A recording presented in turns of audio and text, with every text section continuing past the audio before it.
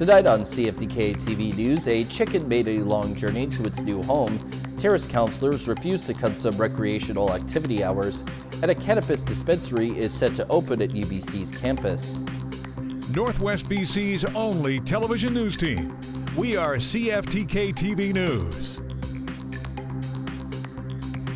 Good evening, I'm Cale Maslin, and here's what's making the news in the Northwest and beyond for today. Word has come out to reveal that city councilors in the city of Terrace refused to cut out some operating hours of major recreation centers in the city. This idea was initially brought up during talks about Terrace's 2024 operating budget, and the major places that were under the threat of getting their hours slashed were the Sportsplex and the pool. Those cuts were said to have possibly resulted in the city's proposed property tax hike being decreased down between the 6.5 and 7.34% mark, and they also could have potentially saved between $271,000 to $423,000. Other discussed cuts reportedly included the reduction of parks and gardens maintenance like cemetery maintenance, weed whacking, trail upkeep, flower bed work, watering, as well as the collection of any left behind litter. A recent release that was put out by the First Nations Leadership Council expressed just how disappointed they were over a recent choice by the BC provincial government to turn down some proposed changes to BC's Land Act. The reason those changes were proposed was so that provincial laws could line up a bit more with the UN Declaration on the Rights of Indigenous Peoples. Both UBC IC President Grand Chief Stuart Phillip and the Regional Chief of the BC Assembly of First Nations expressed how displeased they were by the decision, but both seem to believe that another version of a plan that respects the rights of Indigenous peoples will come along eventually. Minister of Land, Water, and Resource Stewardship Nathan Cullen initially announced the choice and also mentioned that officials want to take time to demonstrate all the benefits that both parties can get out of shared decision-making. A media event is set to take place later tonight at 7 p.m. whose purpose is said to be in order to celebrate a new agreement that was signed between the Kitsillis First Nation and Canada. The agreement in question is called a Co-Developed Consultation Protocol and will see the likes of Chief Glenn Bennett of the Kitsillis First Nation and Linda Morvan, the Kitsillis First Nation Chief Operating Officer, as well as Press Secretary Matthew Perrotin, attend the event at the second floor of the Crown Indigenous Relations and Northern Affairs Canada office in Vancouver. It's been said to be an in-person only event, and more information about what is said at the event or the media scrum after should be released a bit after it comes to an end. Now to a story about a chicken and a very long journey on Vancouver Island. The hen hopped aboard a recycling truck and managed to cling on all the way from Campbell River to Nanaimo. Her reward, a new name and a whole new life. Here's CTV's Andy Garland. If this chicken could talk, it would have a whale of a tale to tell. What was unusual was the story behind the chicken. I'm more astonished, actually.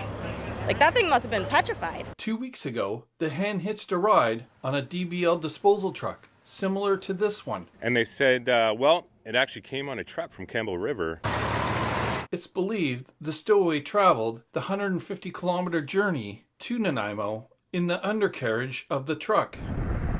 In the spot that he was, it's kind of like an enclosed little nook. So he's kind of safe as long as he didn't jump out while the truck was going. That must have been quite the harrowing journey. When the chicken popped out, a half-dozen DBL employees scrambled to catch the hitchhiking hen. It did not want to be caught. It was like Chicken Run. A humane animal trap was eventually used to capture the runaway. It was then taken to Nanaimo Animal Control. It wasn't squawking or anything like that. It wasn't scared. It was fine. Animal Control named her Henrietta. They tried to locate her original owner, but the cluck was out of luck, so she was put up for adoption. And there was a huge list of people wanting to adopt Henrietta. She is now at a new home south of Nanaimo and has been adjusting to her new roommates for the past week. Living great with a whole bunch of new chicken buddies. Will she fly this coop, however? Only time will tell. Andy Garland, CTV News, Nanaimo.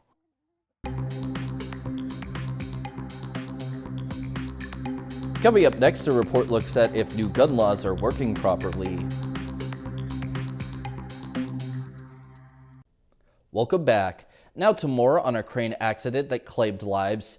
A day after Kelowna RCMP announced it's recommending a criminal charge in the 2021 crane collapse, the father of one of the victims is speaking out.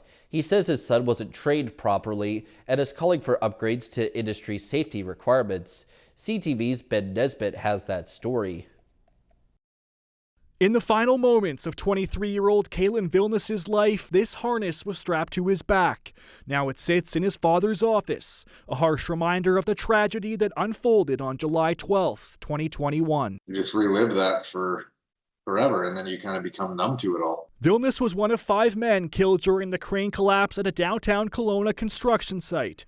Kalen's dad, Chris Vilnius, says his son was part of the crew dismantling the crane.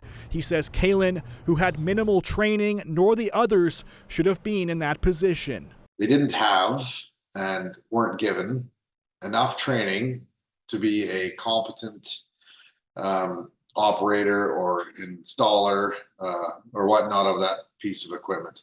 On Tuesday, Kelowna RCMP announced it had recommended a single charge of criminal negligence causing death, but did not disclose who could face the charge. I want somebody or a group, whoever is responsible, to be held accountable. Both Vilnius and the union representing the province's crane operators are calling for changes to enhance safety in the industry. The province says WorkSafe BC will likely introduce stricter guidelines for companies this spring. They will have to give notice to the WorkSafe BC, so the WorkSafe BC will have opportunity to review their work plan to make sure there's no flaws in there. Vilnius is hoping changes are made swiftly to help ensure no other families have to go through this pain. It's not a situation that Kalen should have ever experienced. All of these individuals, hardworking family men, every single one of them, and none of them deserve that fate. Court records show Kalen's common-law spouse was one of several people to file lawsuits against the machine's manufacturer, citing negligence, while his employer, Stemmer Construction, is also facing legal action. None of the allegations against either company have been proven in court. Ben Nesbitt, CTV News. Despite the federal government's attempts to crack down on guns, it seems gangsters in Metro Vancouver still have no problem getting their hands on them. CTV's Kevin Chirac has more on if new gun laws are working and a warning about the video in this story. Cars riddled with bullet holes in a fatal Abbotsford shooting. Coquitlam recording 4 shootings so far this year after just 5 in 2023. One former detective and gang expert says the guns are not from here. You need feet on the ground. You need hundreds of new officers at the border. He says some gangs buy from U.S. gun shows or smuggle in by land and sea. And he doesn't believe the recent string of brazen shootings will slow down anytime soon. It's totally reckless, without thought. Right? So what'll happen now from that shooting yesterday, there'll be retaliation. Today, the federal government announcing funding to help tackle the issue. It's saving lives and it's preventing from kids from getting into those type of gang situations. Federal Minister Harjit Sajjan announcing more than $4.2 million for projects and programs aimed to tackle guns and gang violence in Vancouver, part of a bigger initiative to address the issue across the country. So this funding is going to make a big difference in establishing these basic foundational programs that make a big difference for children and youth. The feds have tightened gun laws in recent years, including freezing handgun sales and banning most assault-style firearms. We introduced significant penalties for firearms trafficking and smuggling, and which in Vancouver we know is a very important tool. Some argue it's not enough. If you're smuggling and or using an assault rifle like that, right, another 10 years on your sentence. The feds have already spent hundreds of millions targeting the issue, and the work appears far from over. Kevin Chirac, CTV News, Vancouver. A BC student is speaking out after a major airline canceled her flight and didn't rebook her within 9 hours. Under new air passenger rights legislation, she should have been booked on a competitor's flight instead. But as CTV's Shannon Patterson explains, that didn't happen either. honestly just catching up with a lot of homework. She's a university student in Calgary, but for 21-year-old Jessica Quiring, the Fraser Valley will always be home. It's currently reading break, so I decided to come back to Abbotsford and spend time with friends and family. But there was a problem. When she got to Calgary Airport this past Sunday, she learned her Flair Airlines flight to Abbotsford had been cancelled, and the rebooking that Flair was offering was 2 days later. So I hopped on a call with the 1-800 number, and I was on hold for an hour. While she waited, Quiring familiarized herself with Canada's new air passenger rights legislation. The law is crystal clear. A large carrier has to rebook passengers on a competitor airline if they are unable to rebook the passenger within 9 hours on their own network. But when Quiring finally got through to a Flair agent, I said, you guys need to book me on a competitor's airline, and they simply refused to. I asked multiple times. I read it word for word from the website, and they said, sorry, there's nothing we can do to help you. Unwilling to wait 2 days, Quiring paid out of pocket for a Lynx Air flight to Vancouver, and she posted a video about the ordeal to TikTok. It has generated almost 1 million views, which is absolutely insane, and multiple other people have shared their stories, shared how this has happened to them. After Quiring's TikTok went viral, Flair contacted her. And they said that the agent was in the wrong and was mistaken, and that I should have gotten a flight ticket with a competitor airline given to me. In a statement to CTV News, Flair said an isolated error occurred in Miss Quiring's case. Upon learning of this, we immediately connected with her to apologize and provide reimbursement. But advocates argue this is a systemic problem. What should be happening is airlines that engage in such systemic abuse, and let me stress, it's not only Flair. WestJet is a far bigger offender than Flair when it comes to this point, should be facing very significant hefty fines for each and every case when they break the law. Quiring also believes airlines would be more likely to consistently follow the law if they knew there were financial consequences for breaking it. I think this law is great because it protects passengers, and we should be able to rely on that and rely on the airlines to follow that. Shannon Patterson, CTV News, Abbotsford. A cannabis dispensary is set to open steps from the UBC campus, a location the owners claims is the first of its kind in Canada. It has faced pushback for years from those concerned about the close proximity to schools. CTV's Abigail Turner explains. The finishing touches are being put in place at Burb Cannabis Dispensary's newest location.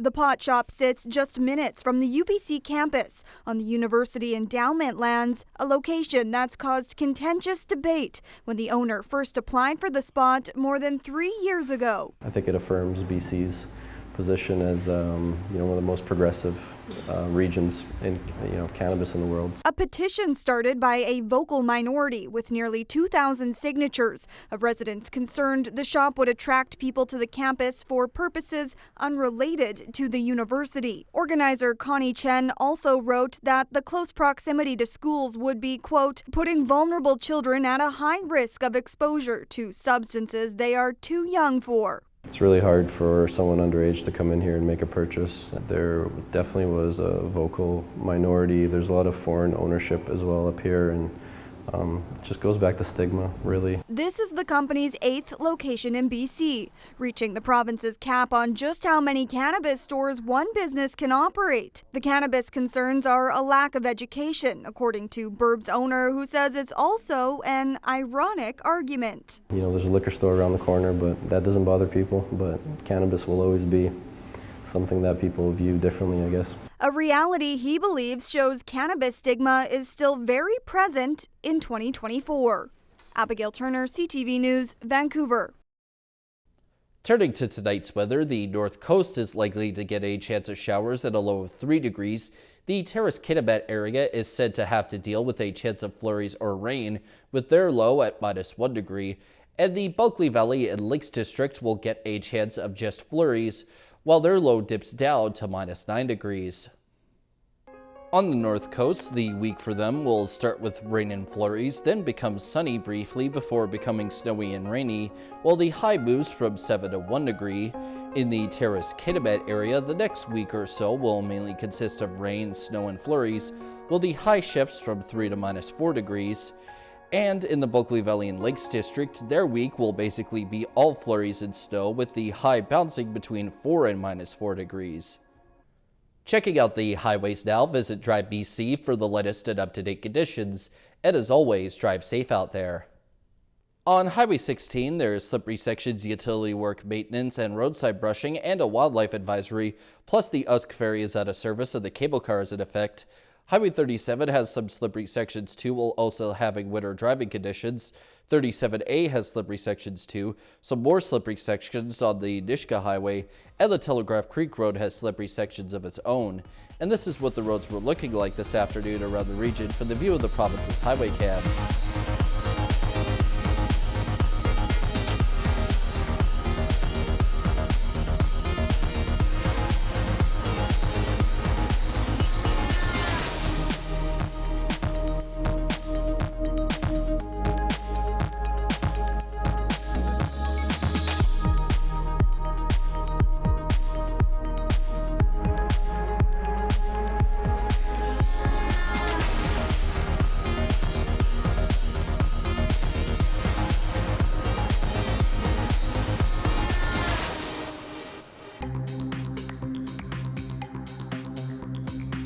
Still to come, an infamous serial killer is eligible for parole. Welcome back. The notorious serial killer Robert Pickton is now eligible for parole. And while no parole board hearing has been scheduled, the families of his victims are bracing for what could be ahead. CTV's Michelle Bernoro has more. Stephanie Lane was just 20 years old when she vanished in 1997. I miss her. I can't even fathom that she would be turning 48. Her DNA found at the Port Coquitlam pig farm of Robert Pickton. I've been living in hell. It's been horrible. I always say that I am living in a Stephen King novel. Lane's mom, Michelle Pinot, was among those who attended a vigil at the former farm Wednesday night. Pickton should not walk on this earth. He doesn't deserve to take one step out of where he is. Pickton was charged with murdering 26 women and convicted on 6 counts of second-degree murder in 2007.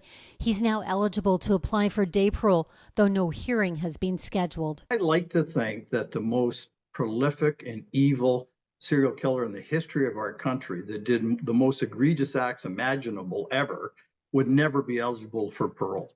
And I don't think it's likely, but I have also seen people that shouldn't get out on parole released. So you never really know. The federal conservative leader posting that monsters like Pickton should never be released and that mass murderers should face consecutive sentences. There should be specific cases, well defined, where there would be sentences handed down that are consecutive, and there's never an opportunity for parole for certain people. Parole board hearings are not automatic. Pickton would have to apply, but that's a little comfort to the families of his victims, still deeply grieving. I think of my daughter every single day, but I don't want to think of Robert Pickton every day. Michelle Bernoro, CTV News, Vancouver. The federal government has announced another $15 million in funding to help fight car theft. The bulk of that money will go to policing, but as it comes, 3 alleged members of a luxury car theft ring walked free in Quebec. CTV's Mike Lécouture reports. $15 millions additionnels. Flanked by police and other politicians, Public Safety Minister Dominic LeBlanc proudly announced $15 million for law enforcement to crack down on auto theft. But it comes as 3 men accused of operating a luxury car theft ring in Montreal had their charges stayed because it took too long to get to trial. Obviously, a circumstance where somebody cannot be brought to trial in the appropriate timeline and therefore is not subject to a criminal prosecution is unacceptable. The Court of Quebec judge ruled he had no other choice, blaming the Crown prosecutor for how it took the case 3 years to get a trial date. The cases must be completed in provincial courts within 18 months, according to the Supreme Court. It means the month-long investigation by Montreal police was all for naught. The police department have the same concern. When we arrest people, we want to make sure that they're going to be going to the court. Now, the Crown lawyer argued part of the reason for the delay was due to a backlog of cases as a result of the pandemic. Tuesday, Quebec's Justice Minister tabled a bill to reduce court delays and to add 7 new judges to the depleted provincial ranks. Simon Jolet Barrette says when there is a stay of proceedings, it's a failure of the justice system. The federal public safety minister says governments at all levels continue to look at the judicial system to ensure it doesn't become a barrier to the work being done to crack down on car theft. Mike Lecouteur, CTV News, Ottawa. It's one of the biggest changes a woman will go through, and now a new test could help determine when a woman will enter menopause. ABC's Becky Worley has the details. Today we're going to talk about the symptoms of menopause. Menopause is having a moment, and the added buzz includes a new product introduced to the public. The menopause journey has stages. Learn about yours with Clear Blue Menopause Stage Indicator. It's an over-the-counter test plus an app. It works a lot like a pregnancy test, except you have 5 of these sticks, plus you enter the results into an app. The results are indicative of your current hormone levels. You're also prompted to log any menopause symptoms, which helps the app estimate the stage of menopause you're in. The app tells me I'm in late perimenopause. When I go to see my doctor, Reza Kagan of Sutter Health in Northern California, she is not so sure about the need for a test like this. Lab tests are not that helpful, I'll be honest with you, because things are fluctuating. The company says the test is meant to be an indication, not a diagnosis of menopause, reminding us only a doctor can confirm what stage of menopause you're in. And because this is a hormonal test, this is not for women on hormonal birth control or who have any condition that affects their natural hormone levels. Dr. Kagan's team takes a complete history from me with a focus on the symptoms that I'm experiencing. The hallmark of menopause is hot flashes, and we're really trying to educate women about how important it is to treat those hot flashes. And boy, was I having them, like in the middle of filming this cooking story. I'm having a hot flash. The symptoms came on like a freight train. I got hot flashes, my sleep went absolutely haywire. Dr. Kagan says hot flashes, sleep disruption, and brain fog are all the perimenopause signs that she needs. She says your cycle history can tell you a lot too. When a woman has skipped 60 days, we say they're in the late perimenopausal transition. There's no blood tests that help us, there's no urine tests that help us, because really, in that time period, hormones are fluctuating daily. And now we turn our attention to the stock markets. The Canadian dollar is the same as yesterday. The price of gold is up $18.70. Oil is down $2.12. Natural gas is down 13 cents. Aluminum is down $21.50. In Toronto, the TSX is up 95.07 points. The Venture Index is down 5.11. In New York, the Dow Jones is up 62.42 and Nasdaq is down 44.80. Still ahead, a technological method of fighting depression may become more available.